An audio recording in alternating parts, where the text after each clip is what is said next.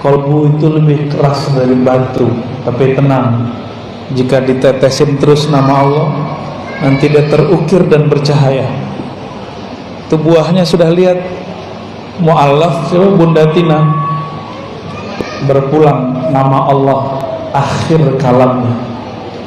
Benarlah kata Nabi, man kana akhiru kalamihi la ilaha illallah dakhala jannah. Siapa yang akhir kalamnya la ilaha illallah pasti masuk surga. Kenapa tidak? Dia di dunia sudah masuk taman surga, maka dia meninggal langsung masuk surga. Salawat dan salam kita kirimkan kepada pemilik kunci surga, Sayyidina Muhammad sallallahu alaihi wasallam. Man nasiya salata aliyya khati'a tariqal jannah. Hadis Imam Ibnu Majah, hadisnya hasan. Siapa yang lupa sengaja berselawat kepadaku, dia akan khati'ah. Ketika hendak ke surga dia salah jalan. Masih di dunia akan salah ma'rifatnya kepada Allah. Apalagi kalau sudah mau wafat. Kita sudah banyak ketemu orang-orang yang ma'rifatnya ma'rifat setan. Ciri-cirinya nggak mau selawat sama Nabi, malah meremehkan Nabi, malah sering kemudian mengatakan, oh Muhammad yang dikubur di Madinah itu nggak usah, ya ada Muhammad dalam badan saya. Nah ini kalam-kalam berbahaya.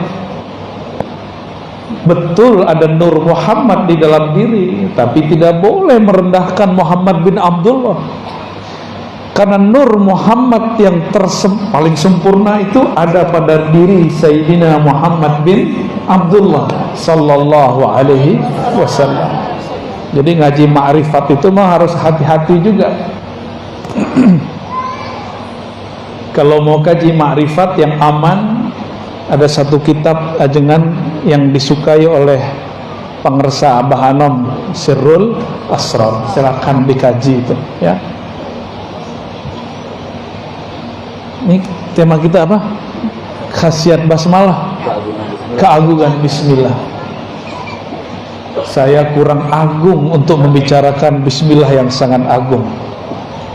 Maka saya hanya memilih ada satu riwayat di Sahih Muslim dan Sunan At-Tirmizi. Di Sahih Muslim di bagian bab Az-Zuhd war Raqaiq ada di situ bab kecil qissatu ashabil ukhdud, kisah orang yang menggali parit. Jadi dulu sebelum Nabi Muhammad sallallahu alaihi wasallam ada seorang raja, penasehatnya si penyihir.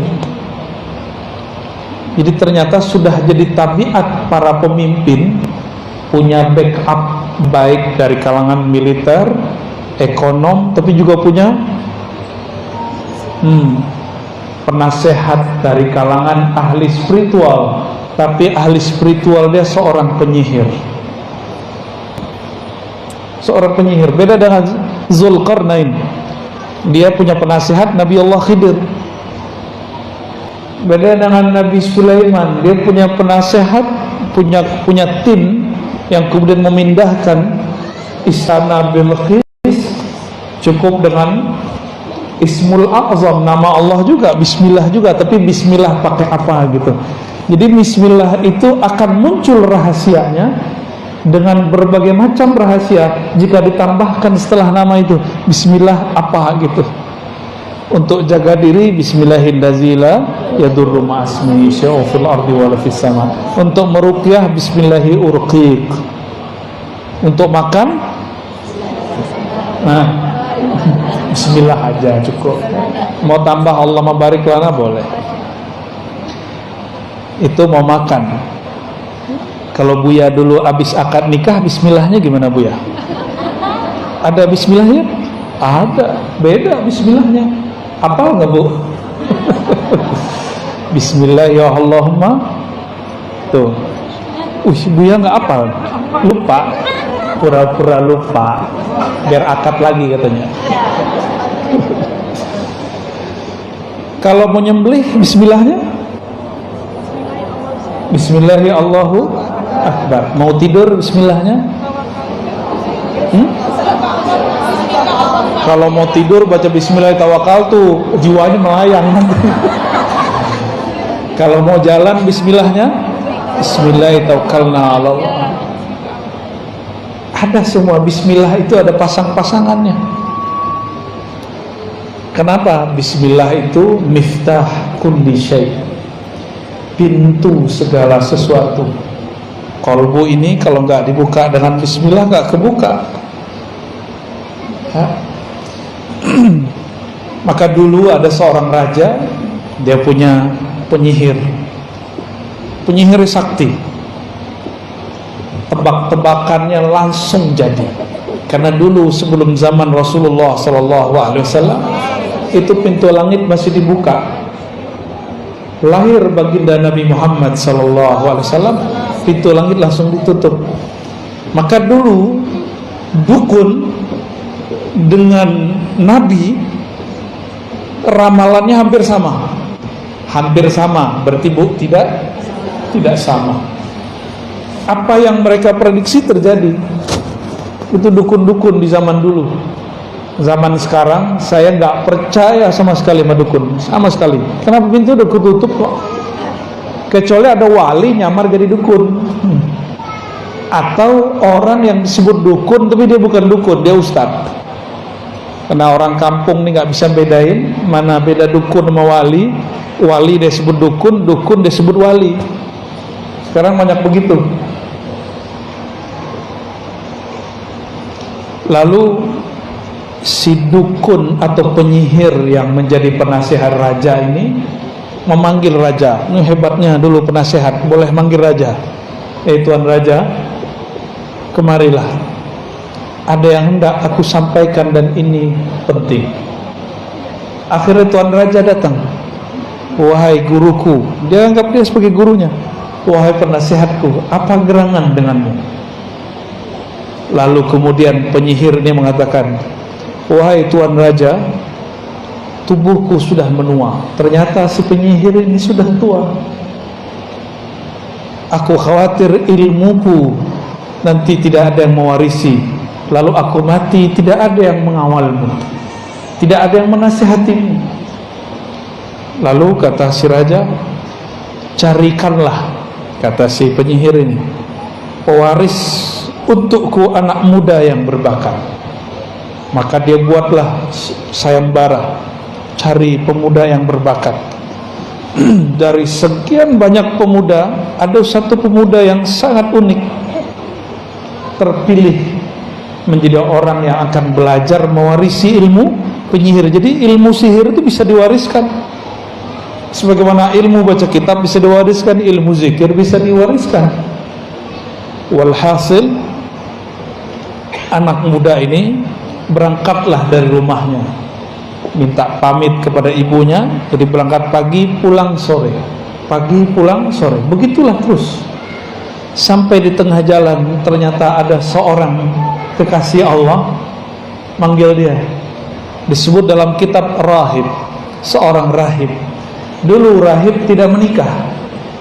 Sekarang kalau Buya menikah, Buya ajengan menikah, alhamdulillah. Dulu rahib ustadz gak menikah dulu. Si rahib ini mengatakan, wahai pemuda, maukah kamu aku ajarkan yang lebih bagus daripada yang diajarkan penyihir? Ternyata si rahib ini dengar bahwa si pemuda ini terpilih. Ini laki-laki anak muda terpilih. Apa kata anak muda? Loh, kalau aku telat datang ke istana, nanti penyihir marah kepadaku. Kata si pemuda. Si rahib kemudian mengajarkan sedikit siasat, bukan bohong. Ini cuma siasat untuk kebaikan dia.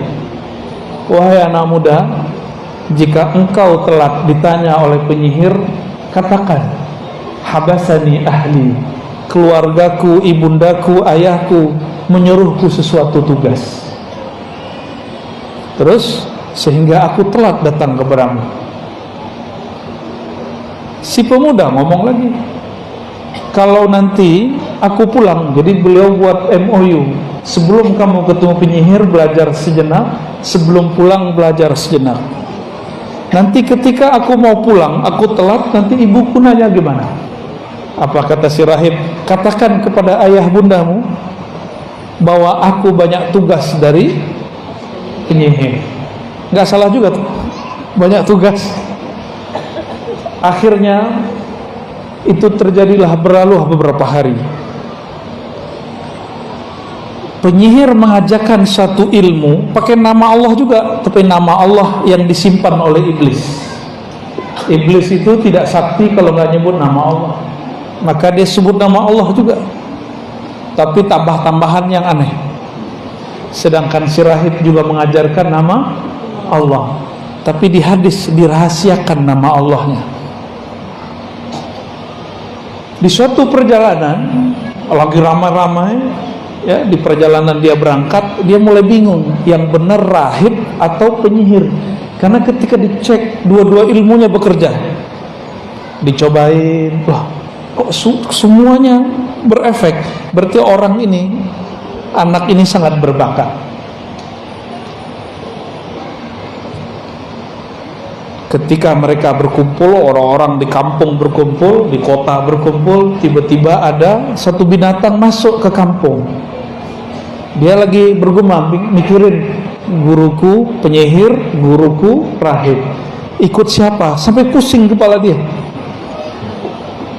Ketika semua orang berkumpul dan menjerit, ada yang masuk ternyata Al-Asad. Di dalam bahasa Arab Al-Asad artinya singa. Singa itu berbahaya, buas. Semuanya berteriak kecuali dia. Dia baru kaget melihat ada singa. Dia kemudian maju, jadi pahlawan. Ternyata dia maju bukan jadi pahlawan. Dia ambil batu, dia lagi ngecek ilmu siapa yang lebih manjur. Apa kata dia? Yang pertama mengajarku bukan penyihir tapi rahib, karena sebelum ketemu penyihir ketemu rahib dulu.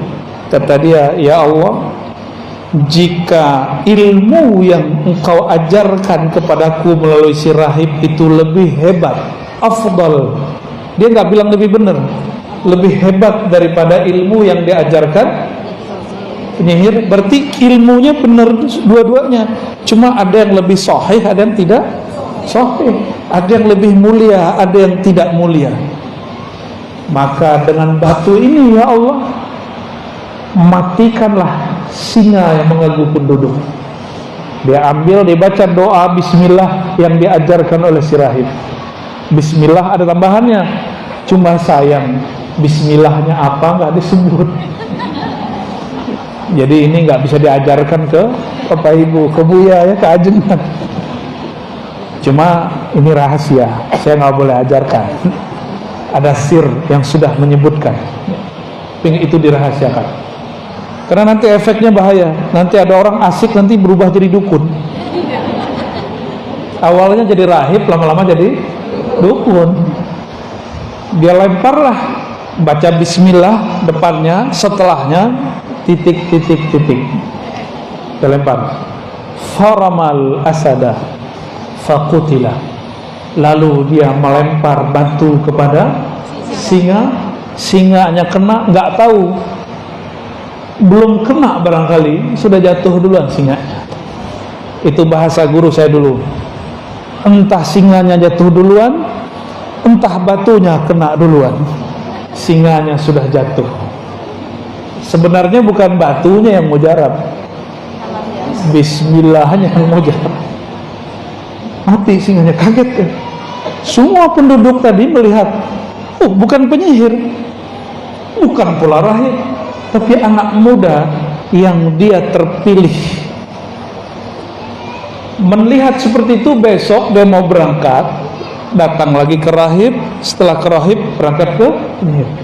Di perjalanan gosip menyebar, ada anak muda sakti punya guru, satu master kegelapan, satu master cahaya. Berarti dia yin yang, ya. Anak muda ini didatangilah oleh orang-orang. Ada yang bawa anaknya penyakit kulit, ada yang buta, ada yang lumpuh, dibawa semua. Dia cuma usap bismillah, bismillah. Ada yang bismillah diludahi, ada yang nggak sempat pergi dulu, saya mau jalan, pegang doang sembuh. Ramailah pasien si anak muda, tapi dia tidak minta tarif. Cuma orang mengatakan, kamu sembuhkan anak saya kasih hadiah. Kayalah dia. Kabar ini sampai kepada raja. Raja senang awalnya. Sepertinya murid penyihir sudah sukses melewati gurunya sang penyihir. Kayak cerita Harry Potter ya. Beda. Ini ceritanya di Najran. Cerita ini pernah terjadi di Najran, ya, masih di daerah Jazirah Arab. Dipanggillah oleh raja, dikira oleh raja, si pemuda ini mengamalkan zikir yang diajarkan, bacaan mantra yang diajarkan oleh penyihir. Ternyata tidak. Saya pernah belajar, saya kira orang itu ahli zikir, ternyata penyihir. Yang diajarkan zikir aja kan. Tapi semenjak saat itu, detik itu saya mengamalkan, tahu-tahu kuntilanak mendekat. Ternyata orang ini punya piaraan kuntilanak. Dia kalau ada hajatan, dia panggil kuntilanak. Sengaja bikin rusuh, nanti supaya orang takzim ke dia usir kuntilanak, ya anak buahnya. Semenjak saat itu saya jadi penakut, padahal dulu tinggal dekat kuburan, tidur pun di belakang rumah saya kuburan, nggak ada takut. Tapi selama 2 minggu itu seakan-akan jin bertengger di pohon, kayak ada di atas semuanya.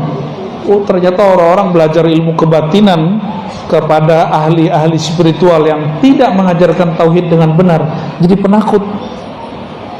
Jadi dukun itu orang paling penakut. Penakutnya bukan main. Tapi anak muda ini nggak penakut. Diadili oleh raja, diuji ini dan itu, beres semua. Akhirnya ditanya, ilmu siapa yang kamu amalkan? Dia bilang, bukan ilmu penyihir, saya belajar ini dari seseorang, tapi dulu punya MOU dengan si rahib, kamu jangan kasih tahu siapa aku. Tapi karena dia dipaksa, maka dia kasih tahu, aku diajarkan oleh seorang rahib. Ternyata si rahib ini sudah tua juga, dulu kawan daripada penyihir. Penyihirnya, karirnya Masya Allah, tapi dia punya kegelapan di dalam jiwanya. Sedangkan si rahib, dia tidak mencari popularitas, tapi doanya mustajab. Karena si pemuda ini banyak orang yang sembuh olehnya, maka orang-orang mengikuti dia. Orang lebih takzim kepadanya daripada raja. Ketika dia mengatakan yang mengajarku seseorang tapi bukan penyihir, dicari tahu, ketemulah si rahib. Si rahib diadili lalu digergaji. Tahu dari gergaji? Pernah kena suntik? Ada yang ahli suntiknya, anaknya buah hajah bisa nyuntik dia, aulia. Disuntik aja sakit ya, kegores sedikit sakit. Ini digergaji.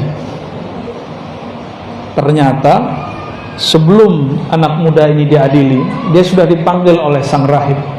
Kata sang rahib, wahai Ananda, engkau telah mencapai yang aku belum pernah mencapainya. Engkau diberikan kehebatan yang mana aku belum pernah mempraktekkannya. Ternyata si rahib ini nggak pernah praktek ngobatin orang, nggak pernah ngambil batu terus melempar singa mati singanya. Dia cuma mengamalkan itu untuk dirinya dan dirinya tenang. Hanya untuk itu. Lalu kata sang rahib, barangkali ini akhir pertemuan kita. Benar. Setelah itu dia digergaji, dibuang. Si pemuda ini karena sakti, rajanya takut. Panggil jenderal-jenderal semua, buang si pemuda sakti ini ke bawah jurang, dibawa ke tebing, tebingnya paling curam, dilemparnya sore, besok pagi udah duduk di samping raja. Raja stres ngeliatnya, salah siapa ya. Akhirnya dipanggil lagi angkatan laut, jenderal angkatan laut, sini, ini anak muda kamu kerjain, bawa nanti di borgol sampai di tengah laut, lepaskan dia dengan borgol-borgolnya, jangan dilepasin, diceburin masuk ke laut, nggak dibantu. Sang Laksamana pulang, tapi Laksamana sampai di istana, di pintu istana ada dia lagi, stres juga jenderalnya. Dibawa lagi ke raja. Anehnya ini pemuda nggak lari. Ini hebatnya ini pemuda, nggak lari. Dia punya target, dia ingin mengalahkan Tuhannya sang raja, ingin kemudian mempermalukan raja dengan semua kejahilannya, supaya umat kemudian tahu siapa dia.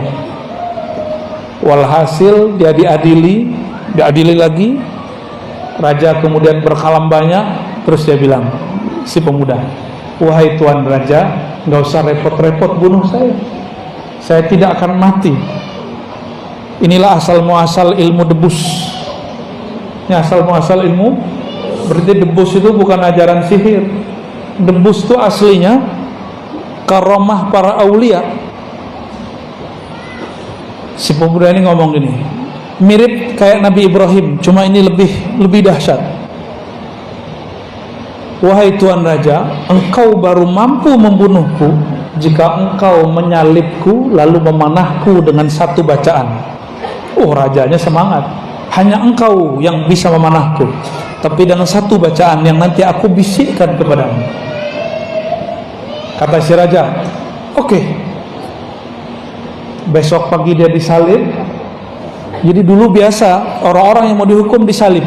Jadi itu bukan ajaran Kristus, itu memang sudah kebiasaan orang lama.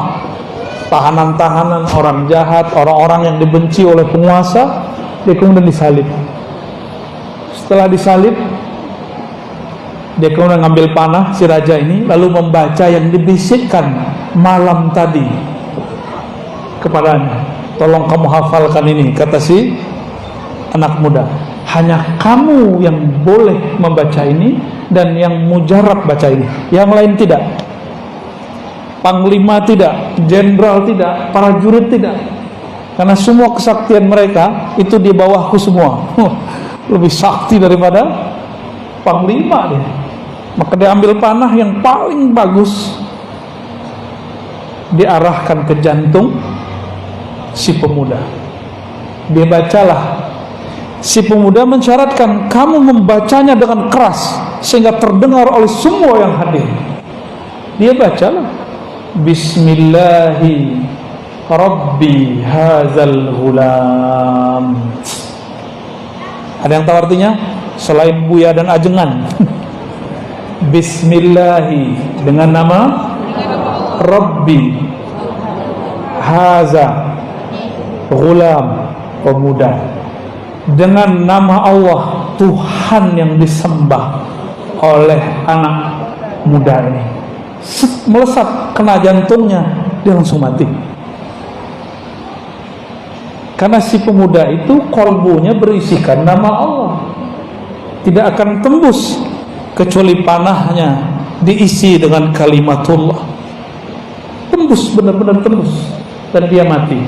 Disitulah kemudian datang Perdana Menterinya. Wahai Tuan Raja, engkau telah dikalahkan 3 kali lipat. Maksudnya apa? Pertama, engkau dikalahkan dengan kalahnya penyihir, kalahnya si singa. Yang kedua, engkau kalah karena banyak orang sembuh oleh si pemuda. Yang ketiga, engkau kalah, engkau telah membaca nama yang disembah oleh. Itu semua yang hadir langsung bertobat kepada Allah, bersyahadat dan mengatakan, kami bersaksi menyembah Tuhan yang disembah oleh pemuda ini. itulah semuanya bergetar di tempat itu. Apa sikap raja? Sang raja udah tahu kebenaran tapi dia masih tolak. Itulah sombong. Sombong itu ciri-cirinya tahu kebenaran dia tolak. Gengsi. Sudah lama dia jadi Tuhan. Apa dikatakan, semua Algojo disuruh gali parit, siapa saja yang tidak mau kembali menyembahku maka akan dikubur hidup-hidup. Itulah yang diceritakan dalam surat Al-Ukhdud itu.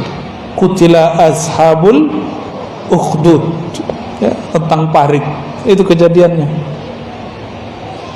Dan di masa Sayyidina Umar dapat kabar dari gubernurnya di daerah Najran bahwa di situ ada kuburan. Si pemuda tadi dikubur biasa, sedangkan si raja nggak tahu, ya, matinya nggak jelas. Tangan si pemuda ini nggak pernah hancur. Betul, jantungnya tertusuk tapi badannya tidak pernah hancur. Bumi sayang kepadanya. Tangannya ketika digali keluar masih utuh dan berdarah segar. Diusut-usut ketemulah siapa nama orangnya, ya. Maka Bapak Ibu yang maka Allah, jika begitu orang dulu yakinnya baca bismillah, lalu kenapa kalau kita baca bismillah enggak ada efeknya? Karena membacanya baru di lisan, belum di kolbu. Sedangkan si pemuda ini ujiannya berat. Satu gurunya rahib, satu gurunya penyihir. Tapi dia praktek langsung. Dia kemudian uji coba. Nah, kita ini kurang uji coba aja, ya. Ilmu sudah banyak tapi kurang praktek. Zikir yang diajarkan nama ajengan kan sudah cukup. Bismillah diulang-ulang aja, bismillahnya udah hebat itu. La ilaha illallah. Kita meninggal bawa apa? La ilaha illallah. Maka mahir-mahirkan baca la ilaha illallah. Banyak-banyak baca la ilaha illallah sehingga nafas naik turun baca la ilaha illallah. Itu sudah dahsyat. Kolbu orang ini lebih kuat daripada gunung-gunung. Gunung diturunkan satu nama hancur. Bumi dikasih nama Allah bergetar, gempa. Kalau kolbu orang beriman disebut nama Allah cuma bergetar sesaat, habis itu dia tenang. Summa talinu juluduhum wa qulubuhum ila dzikrillah, ya, dalam surat Az-Zumar. Lalu kolbu mereka tenang setelah bergetar kepada mengingat Allah Subhanahu wa taala.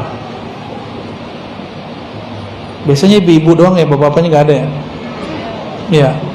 Nah, maka Bapak Ibu, ini sama-sama kita amalkan zikir bismillah.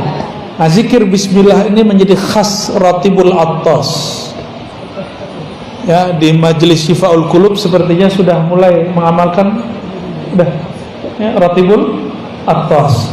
Salah satu yang diulang-ulang oleh Al-Habib Al-Attas adalah Bismillahirrahmanirrahim, Bismillahirrahmanirrahim, Bismillahirrahmanirrahim. Itu mau ngambil rahasia sang pemuda tadi, ya. Bapak Ibu yang mukar Allah, hakikat bismillah itulah hakikat Nabi Muhammad sallallahu alaihi wasallam. Maka siapa yang baca bismillah di saat itu dia sedang melangkah dengan Nabi Muhammad sallallahu alaihi wasallam. Itulah yang disebut al-khutwah al-muhammadiyah, langkah Nabi Muhammad. Jadi langkah Nabi Muhammad itu bukan gores nama Nabi Muhammad pakai kaki, tapi langkah Nabi Muhammad semua langkah dimulai dengan bismillah. Nanti sebelum berdiri baca bis, mau duduk. Nah, ini bagian terakhir, apa makna basmalah supaya makna ini masuk ke dalam diri kita. Bismillah ada beberapa makna. Saya nggak usah kasih makna yang berat-berat, yang ringan-ringan aja. Dalam bahasa Arab biasanya jarang dimulai dengan jar majrur. Ba itu huruf jar, dengan jar majrur namanya. Biasanya dimulai dengan subjek, predikat atau kata kerja. Sekarang dimulai dengan. Apa maknanya? Berarti nama Allah lebih penting daripada orang yang bergerak itu. Nama Allah lebih penting daripada aktivitas yang mau dia buat. Maka dimulakan dengan nama Allah Subhanahu wa taala. Ya. Jadi bermula aku melakukan sesuatu dengan nama Allah. Itu maknanya abtadi'u bi bismillah. Jadi ada lafaz yang disembunyikan di dalam hati, yang dilafazkan cuma bismillah. Apa lafaznya? Aku mulakan segala sesuatu dengan nama Allah. Jadi sebelum ngapain, apa yang kita baca di hati? Lisan, di hati. Aku mulakan segala sesuatu, baru baca bismillah. Orang melakukan ini 40 hari aja jadi kekasih Allah, jadi wali Allah langsung. Karena 40 hari dia mengamalkan itu, mau ngapain aja, mau berdiri, duduk, makan, mau ngapain saja begitu. Ciri-ciri kekasih Allah, lisannya la yazalu rataban bizikrillah, senantiasa basah menyebut nama Allah. Lisan hakiki bukan ini, lisan hakiki ada pada kalbu. Kalbu yang selalu tidak putus menyebut namanya, kalbu itulah kalbu kekasih Allah. Kekasih Allah itu bukan orang yang punya performan berserban berkopiah, tapi orang yang di dalam kalbunya ada hiasan bismillahirrahmanirrahim. Tadi baca kayak pakai baju, pakai jilbab, pakai bismillah nggak Bu? Beneran. Copot baju baca bismillah nggak? Beneran. Ntar diintip sama jin-jin nakal. Jadi yang minat sama tubuh kita ini bukan hanya manusia, makhluk halus bernama jin. Ini bukan memfitnah jin loh Pak ya. Itu minat sama tubuh ibu-ibu, tubuh bapak-bapak ini. Hati-hati, ada jin nakal juga Pak, bisa ngerayangin jangan mau buyain. Tapi kalau mereka buat dipegang, kebakar, jinnya kebakar, panas. Ada nama Allah di dalam badannya. Alhamdulillah. Mau nama Allah mengalir di setiap darah, amalkan zikir khafi yang diajarkan Adnan. Zikir khafi udah diajarin. Zikir khafi setelah baca la ilaha illallah, diam, lidah dikunci, jantung kolbu ikatkan dengan namanya. Sebut nama Allah, Allah, begitu, Allah, Allah. Maka setiap darah itu memompahkan darahnya, jantung memompahkan darah ke seluruh tubuh. Di darah itu ada namanya. Kalau nanti malaikat maut mau cabut, dia lihat ada nama Allah. Wah, ada engkau ya Allah, namamu. Maka dia lapor, ya Rabb, di dalam tubuh si fulan ada namamu, sedangkan engkau tidak pernah jauh dari hamba yang ada namamu. Apa kata Allah? Lembutkan ketika engkau mencabut nyawanya. Nggak bisa juga. Maka ada satu jalan lagi. Orang kalau baca nama Allah, kolbunya langsung dipindahkan. Detik itu orang baca nama Allah dipindahkan ke taman surga. Cuma kita nggak nyadar kan? Jadi setiap orang yang zikir, di detik dia berzikir, ruhnya Allah pindahkan ke dalam taman surga. Cuma orang itu nggak sadar. Kenapa? Kolbunya punya mata basirah belum terbuka. Kalau Allah bukakan sekali, dia akan merasakan minimal ketenangan. Tenang itu sudah di surga itu. Karena mata ini tidak bisa mengibaratkan apa yang dirasakan kolbu. Nabi mengatakan mala ainun ra'at. Mata tidak pernah memandangnya, telinga tidak pernah mendengarnya, tidak mudah juga terbersit di kolbu manusia. Kolbu manusia. Tapi kalau kolbu ini mengenal Allah, apa kata Nabi? Dia telah masuk riyadul jannah, taman-taman surga. Jadi nanti ibu-ibu yang hadir ini rajin-rajin zikir khafi, zikir kolbu, sebut nama Allah, maka di tubuh kita mengalir. Itulah sebabnya tadi almarhumah Bunda Tina bisa menyebut nama Allah, karena dia sudah menabung nama. Kita kalau lagi ada masalah, apapun masalahnya, yang di ATM keluar nggak? keluar, ya, ada urusan ini kita bayarin. Kalau di dalam ATM nggak ada apa-apa, utang ada, gimana mau bayarnya? Nanti kita punya masalah paling besar. Masalah paling besar dicabut nyawa oleh malaikat maut. Maka tabunglah nama Allah di kolbu. Dia akan hormat kepada orang yang akan dicabutnya. Jadi dia hormat dulu. Salam ta'zim dariku, wahai hamba Allah. Ya ayyatuhan nafsul mutmainnah. Diundang. Ini kalam dari Allah, wahai hamba Allah, aku tidak berani mencabutmu, tapi Allah sudah mengundangmu. Kalau diundang presiden senang nggak? Senang. Oh, saya belum tentu senang. Kita diundang juga, tapi nggak semua undangan kita terima. Ya, diundang gubernur, diundang bupati, senang nggak? Senang. Apalagi bisa selfie sama si pejabat, di belakang hujat dia, pas ketemu selfie sama dia. Banyak yang begitu. Ya, Bapak Ibu yang bukan Allah, kalau yang ngundang Allah berarti orang ini spesial.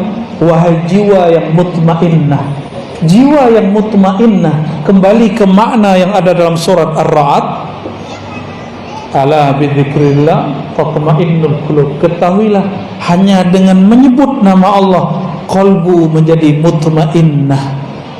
Maka jiwa mutmainnah yang dipanggil dalam akhir surat Al-Fajr itu jiwa yang berzikir.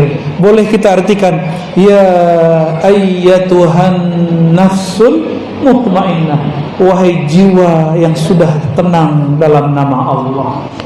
Itu maknanya. Wahai jiwa yang sudah damai dalam menyebut nama Allah, berpulanglah kepada Allah. Irja'i ila rabbiki, pulanglah kepada Tuanmu. Rabb dalam bahasa Arab itu artinya Tuan, pemilikmu. Siapa yang memilikimu, wahai kalbu, wahai jiwa? Itulah pemilik surga. Ila rabbiki radiyatan mardiyah. Senang gak kalau dijemputnya pakai kendaraan yang bagus, disambut oleh orang-orang yang mulia? Seneng gak? Seneng. Ini bukan curhat. Saya dulu pernah diundang di suatu yayasan besar, tapi si ketuanya ada, tapi dia gak menyambut saya. Padahal acara-acara dia. Mau pulang, saya tunggu-tunggu. Mana nih ketuanya? Mana nih kiainya? Enggak juga muncul. Begitu ya cara kamu nyambutnya dalam hati. Bukankah sunnah Nabi, orang percaya kepada Allah hari akhir, falyukram dhaifah, hormati tamu. Saya sudah tahulah ukuran dia, ya sudah. Secara manusiawi kita tersinggung dan gak nyaman. Jadi 2 hari di tempat itu hati saya tersiksa, gak nyaman sama sekali. Bayangkan orang-orang yang tidak disambut oleh sang pemegang kunci surga, maka dia dalam masa penungguannya dalam barzakh, sedihnya bukan main. Itulah siksa yang sebenarnya. Alam barzakh itu rajanya Nabi Muhammad, padang mahsyar rajanya Nabi Muhammad. Ana sayyidu waladi Adam yaumal qiyamah, aku rajanya manusia di hari kiamat. Hari kiamat dimulai dengan kematian. Oleh karena itu, dalam baca bismillah ada satu makna lagi yang mesti difahamkan. Aku mulakan dengan nama Allah mengikut Sayyidina Rasulullah. Coba ulangi. Aku mulakan dengan nama Allah mengikuti Sayyidina Rasulullah sallallahu alaihi wasallam. Maka saya dapat ijazah dari guru-guru saya, mulailah jalan dengan baca nama Allah, lalu baca salam salawat kepada Rasulullah. Jalan, maka engkau sudah bersamanya. Kalau wafat syahid di jalannya. Jika engkau meninggal, engkau disambut oleh ruhnya, ruh baginda Nabi Muhammad sallallahu alaihi wasallam. Jika masuk kubur, Munkar Nakir gimana mau nanya? Kan Munkar Nakir pertanyaannya apa? Siapa Tuhanmu? Dia sudah bersama Allah. Munkar Nakir bertanya yang kedua, apa pertanyaannya? Ini wajah siapa? Lah yang punya wajah bersama dia.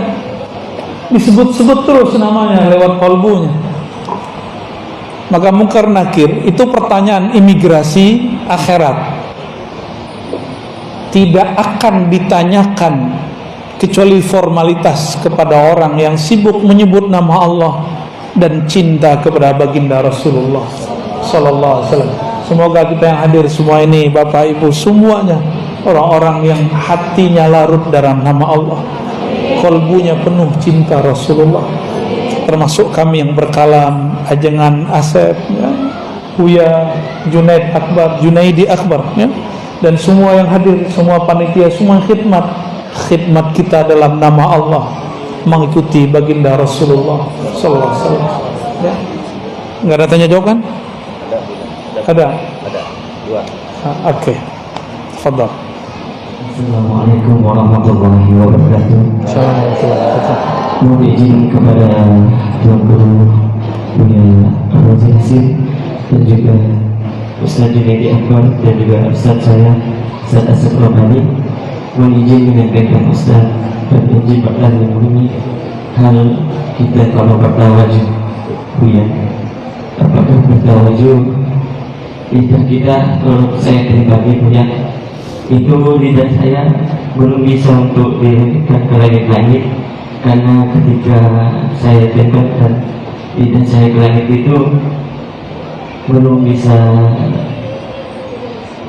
zikir dengan kopi itu Ustaz. Apakah itu diperbolehkan? Mohon izin untuk mengenai tawajuh Ustaz, karena saya juga mau doanya, insya Allah saya berkhidmat di majelis zikir juga Ustaz. Saya selaku pemuda, umur saya masih 22 tahun Ustaz. Mohon doanya untuk selalu hati saya dapat beristiqomah untuk berzikir kepada Allah Subhanahu wa taala. Wassalamualaikum warahmatullahi wabarakatuh. Assalamualaikum. Memejamkan mata, mengunci lidah. Mengunci lidah itu tidak mesti dilipat. Yang penting lidahnya tidak sibuk dengan yang lain. Namun bagi orang yang kalbunya belum hidup, oleh para imam kita dianjurkan membacanya dengan lidahnya. Allah, Allah, Allah, begitu. Itu boleh. Cobain Bu. Ya, pejam matanya, pegang dadanya, ikuti. Ya Allah, Ya Allah, sama-sama. Ya Allah, iyanya hilang. Allah, Allah. Nah, lidahnya tidak digerakkan lagi, mulut dikunci, mata tetap dipejam. Sebut nama Allah dengan kalbu. Allah,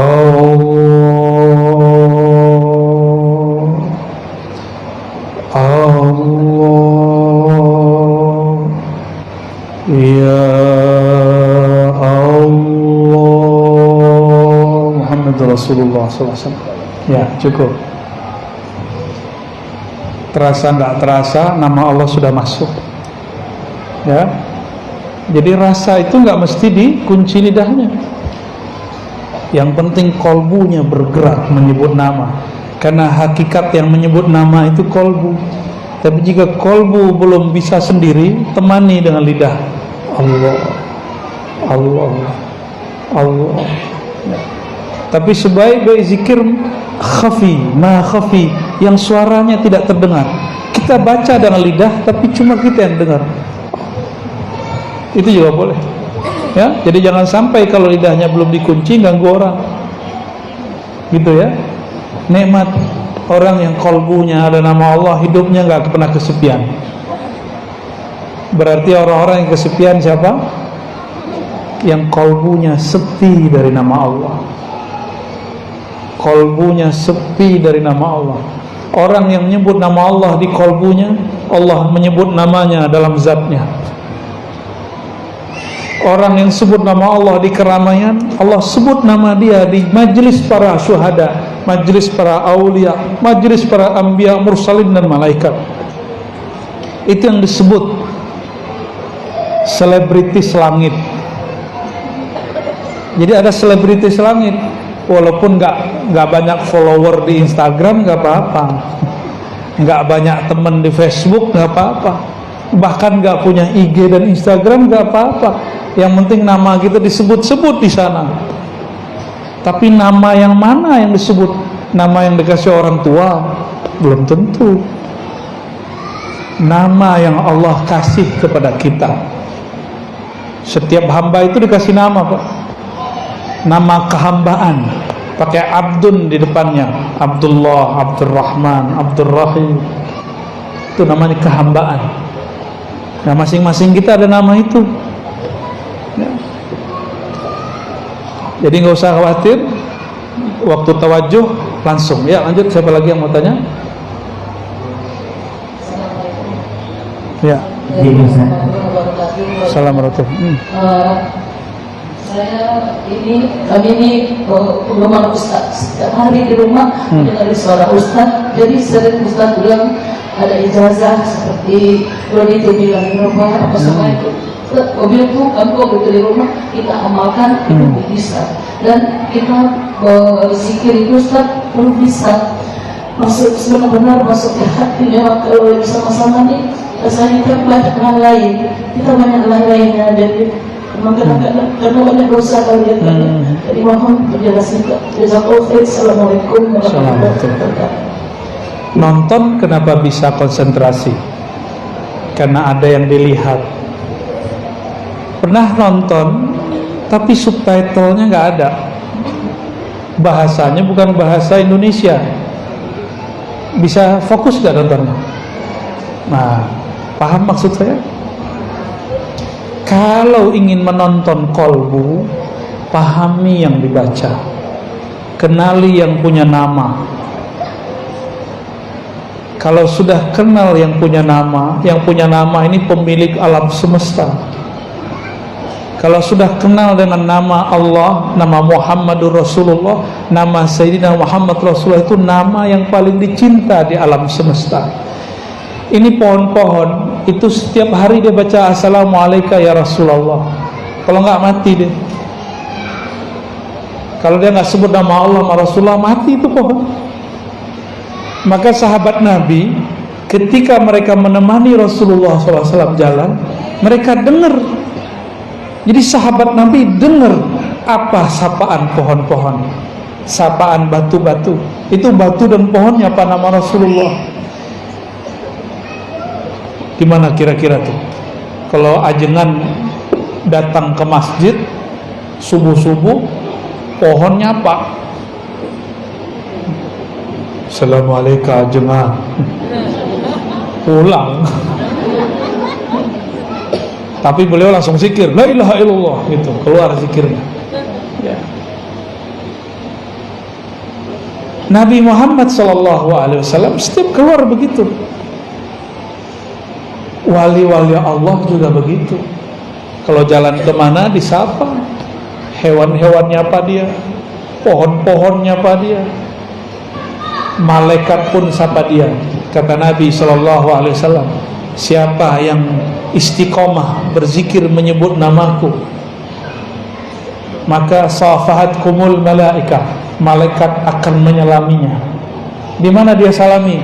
Bukan hanya lagi zikir, lagi di mana? Di tempat tidur kita lagi lalai, wa fit turuq, dan di jalan-jalan. Jika kita disapa malaikat lagi tidur, lagi di pasar, lagi di jalan, berarti kalau lagi zikir bukan lagi disapa, dibersamai. Kok bisa pikiran kemana-mana? Wajar. Emang kalau ibu masih hidup di dunia, pikiran macam-macam, Bu. Nikmati aja. Kapan kita tahu pikiran kita banyak? Kalau sudah mulai zikir kolbu. Jadi sebenarnya ciri-ciri orang mulai dibukakan pintu khusyuk kepadanya, disebut nama Allah, lalu dia tahu, kok pikiran saya banyak ya? Itu awal khusyuk. Ya jangan berhenti, terusin zikir, pikiran kemana-mana lagi. Biasanya nggak sadar, sekarang sadar. Itulah yang disebut babul khusyuk, pintu khusyuk. Itu baru pintu, belum. Ya, di pintu kita ketuk terus, pintu kolbu. Kolbu itu punya pintu, pintunya langsung menuju Allah Subhanahu Wa Taala. Terserah nanti Allah mau undang kapan. Ya, kapan Allah akan mengundang kita masuk? Kalau hilang kedirian, keegoan. Maka dalam hikam Notailah itu dikatakan, man talaba minallahi iwadan tuliba bisidqi fil amali. Lebih kurang begitu. Siapa yang minta pahala, minta sakti, minta tenang, minta khusyuk, maka Allah tuntut dia dengan sungguh-sungguh. Maka jangan minta macam-macam, zikir-zikir aja. Nikmat gak nikmat zikir, khusyuk gak khusyuk zikir. Berarti kita berzikir tanpa syarat. Bisakah mencintai Allah tanpa syarat? Beneran? Bisakah menyebut nama Allah tanpa iming-iming pahala? Sanggupkah nyebut nama Allah tanpa kemudian berharap dikasih ketenangan? Cuma karena dia mengatakan, ya ayyuhallazina amanu zkurullah, wahai orang beriman, sebut namaku. Ya Allah, katakan, ya Allah, engkau memerintahkan kami menyebut namamu. Terserah engkau, tenang tidak tenang, rezeki berkah tidak berkah, yang penting kolbu kami ada namamu. Ini baru cinta tak bersyarat. Nyebut nama Allahnya gak bersyarat. Zikir minta dapat jodoh, itu berarti bersyukur. Kalau syukur pasti ada rezeki. Berarti rezeki sudah dijamin, tapi syukurmu belum tentu ada. Maka saya mohon maaf, saya gak pernah minta rezeki, Pak. Serius, saya gak pernah minta fulus rupiah, dolar, ringgit. Gak pernah. Yang saya minta, ya Allah, bantu hambamu ini yang lalai ini mensyukurimu. Kalau syukur berarti nikmat ada di tangan ya? Pasti di tangan. Gak mungkin Allah bantu kita bersyukur, nikmat dia gak ada di tangan. Faham? Ya, jangan minta duit, jangan minta yang aneh-aneh, minta saja syukur, minta mampu zikir, minta husnul khatimah. Gak usah minta umur panjang, mohon maaf. Ini kalau para kiai ngajarkan umur panjang, nanti dipanjangkan 1000 tahun, giginya ompong semua. Jangankan gitu, umur 80 sudah mulai turun, Pak. Umur 60 udah mulai turun, Bu, ya. Kena gravitasi bumi, ya. Giginya sudah berpulang kepada Allah. Gigi udah duluan pulang. Umur 60 sudah pulang, terus masih minta umur panjang. Nekat namanya. Jangan minta umur panjang, minta husnul khotimah. Mau umur pendek atau panjang, kalau husnul khotimah dihitungnya panjang. Orang itu nanti akan dikenang hidupnya. Itu yang disebut husnul khotimah, panjang umurnya. Ya, dimohon maaf, doa-doa minta umur panjang tolong dihentikan.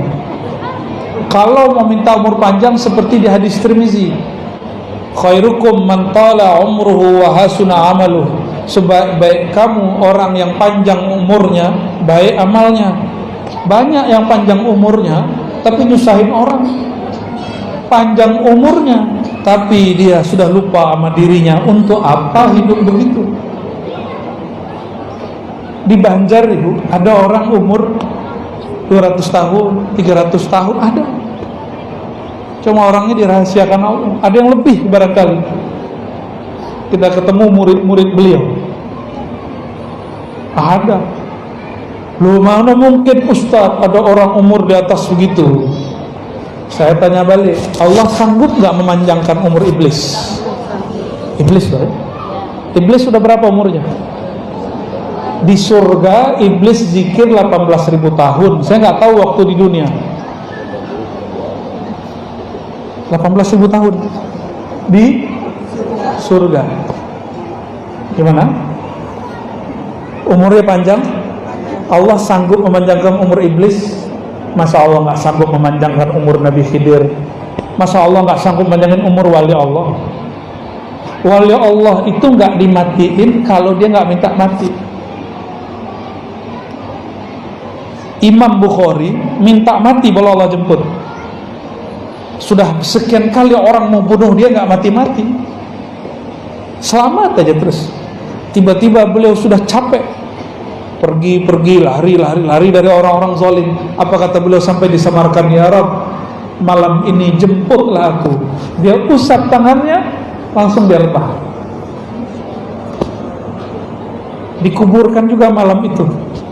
Kuburnya digali di dalam bawah tanah. Alhamdulillah kami dapat izin ke sana. Wali Allah begitu, suka-suka dia mau meninggal kapan. Dan wali Allah itu disebut wali karena ada tugasnya. Kalau tugasnya belum selesai, dia belum berpulang.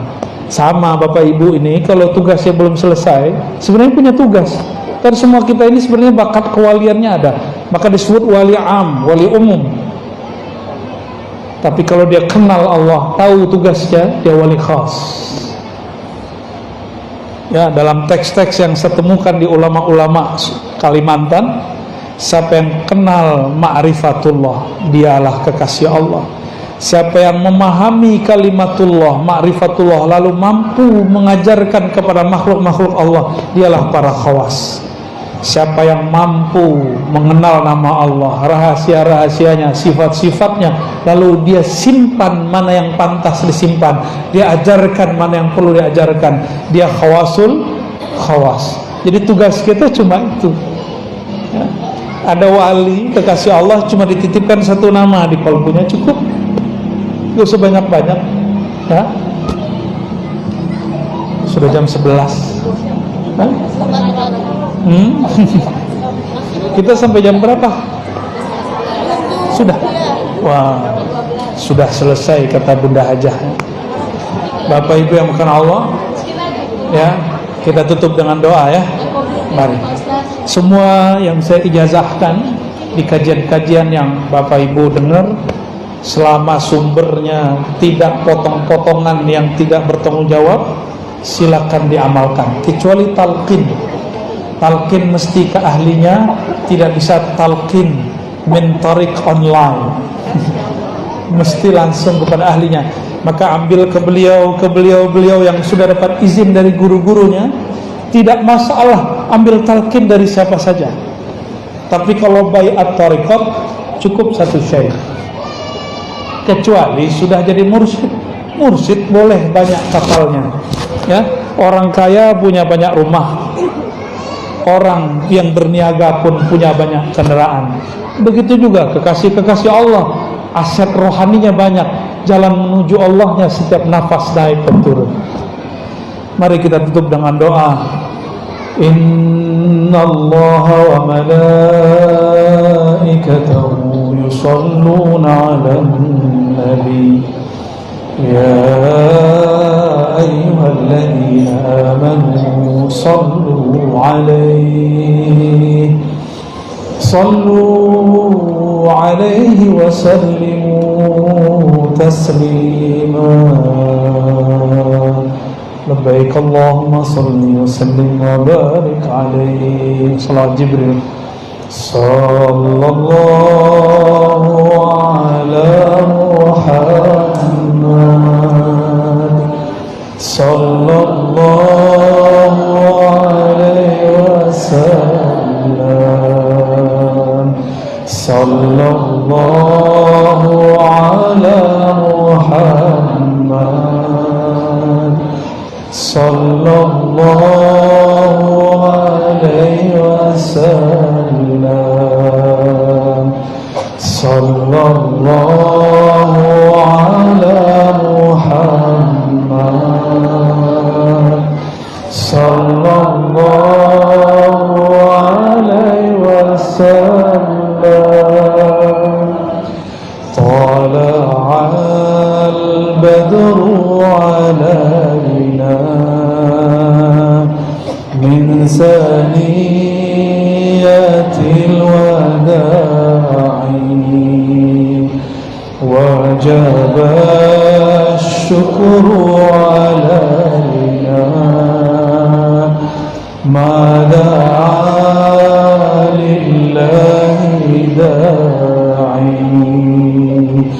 Sallallahu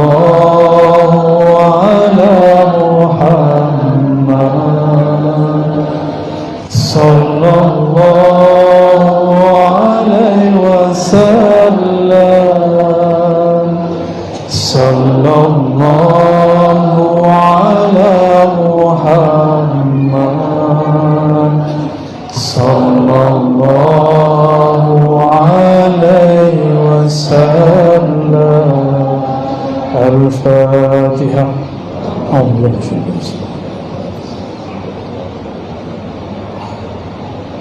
Siratal ladzina an'amta 'alaihim.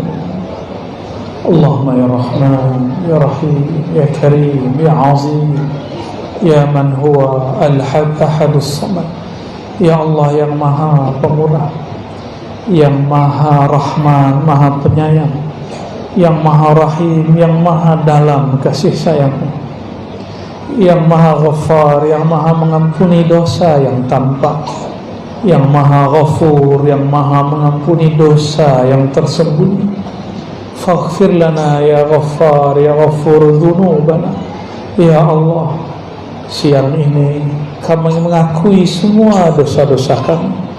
Dosa mata yang memandang, dosa telinga yang mendengarkan, dosa lisan yang menyakiti, sadar atau kami tidak menyadarinya, dosa perut yang pernah makan yang haram, yang syubhat, dosa tangan yang menyuapi mulut ini tanpa menyebut nama Engkau ya Allah, dosa kemaluan kami, tangan kaki kami, dosa dari ubun-ubun sampai ujung kaki.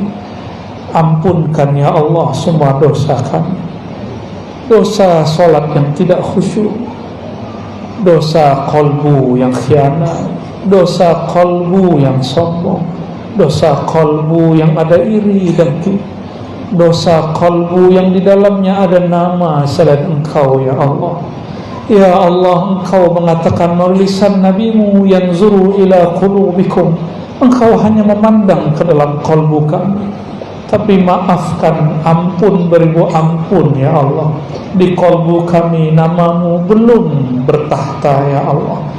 Di dalam kolbu kami masih ada nama dunia ya Allah, nama pekerjaan, pasangan, anak-anak ya Allah, nama yang tidak Engkau sukai ya Allah. Allahumma ya Allah, dengan izzah-Mu ya Allah, dengan kekuatan-Mu ya Allah, dengan namamu Al-Kabir ya Allah, kecilkan selain namamu ya Allah, besarkan hanya namamu dalam kalbu kami ya Allah. Allahumma ya muqallibal qulub, ya musarrifal qulub, sabbit qulubana ala dinika wa ta'atik. Ya Allah, kami telah berusaha zikir, tapi di tengah zikir kami tidak khusyuk ya Allah. Maka dengan keagungan-Mu, kemurahan-Mu ya Allah, sabbit qulubana, tetapkan qalbu kami, nikmat tidak nikmat istiqamahkan kami ya Allah, khusyuk tidak khusyuk istiqamahkan salat kami ya Allah. Allahumma ya Allah, jagalah negeri kami ya Allah, jagalah ulama-ulama kami ya Allah, umara-umara kami ya Allah, jagalah guru-guru kami ya Allah, jagalah orang tua kami ya Allah. Ampuni dosa-dosa mereka ya Allah. Jagalah pasangan kami ya Allah, jagalah anak keturunan kami ya Allah, saudara-saudara kami ya Allah. Wabil khusus siapapun yang hadir dan mendengarkan kajian ini ya Allah, turunkan nur-Mu ke dalam kalbu semua kami ya Allah. Allahumma ya Allah, ya Allah, dalam kalbu kami ada kegelapan, sedangkan Engkau menyebut dirimu nurun ala nur. Maka ya Allah, berikan setetes cahaya di dalam jiwa kami ya Allah, sehingga kami memandang siapakah Engkau, siapakah nama Nabi-Mu, siapakah yang kami sembah, siapakah yang kami salawati. Wa biiznika ya Rabbana wa bihaqqi nabiyyika ya Rabbana fashfa'na fid darain warzuqna ru'yata nabiyyika Muhammad sallallahu alaihi wasallam fi hadhihi dar wa fi tilka dar. Izinkan kami ya Allah memandang wajah syahdunya Rasulullah di muka bumi ini ya Allah, dan nanti di akhirat ya Allah.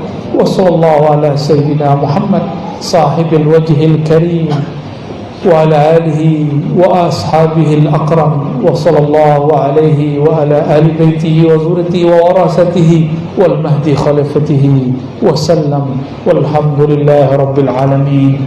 Mohon maaf dari kami. Sekian, semoga bermanfaat. Assalamualaikum warahmatullahi wabarakatuh.